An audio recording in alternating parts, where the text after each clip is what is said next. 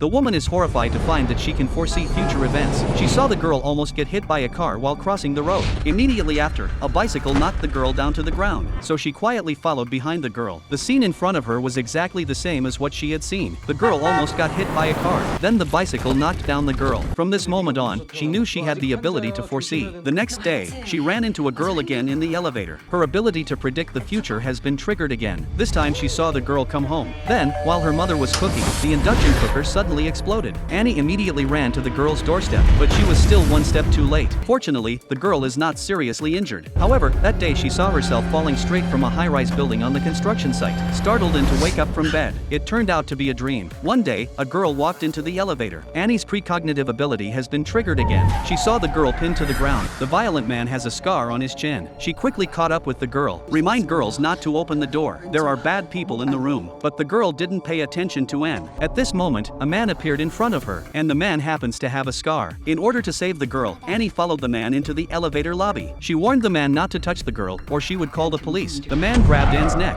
At that moment, she saw the fate of the man. He will be beaten to death. Then the man stuffed him into a suitcase. Then the man threw her out of the elevator. Annie told her husband that the man would be killed, but her husband didn't believe her and thought Annie was having hallucinations. At midnight, she came to the door of the girl's room. She heard the girl's cries for help inside. She was just about to ring the doorbell, but then she heard the man's screams. She immediately hid in the hallway. At this moment, a man came out dragging a suitcase. Through the crack in the door, she discovered that the person was actually her husband. But the next morning, the husband seemed like nothing had happened. Annie's doubts are growing bigger and bigger in her heart. That day, she received a package from her colleague. She found her own photo, but the man in the photo is not her current husband at all. She asked her colleagues to verify her relationship with her husband. A colleague said that you had already divorced months ago. Annie felt scared about who the man in the family was.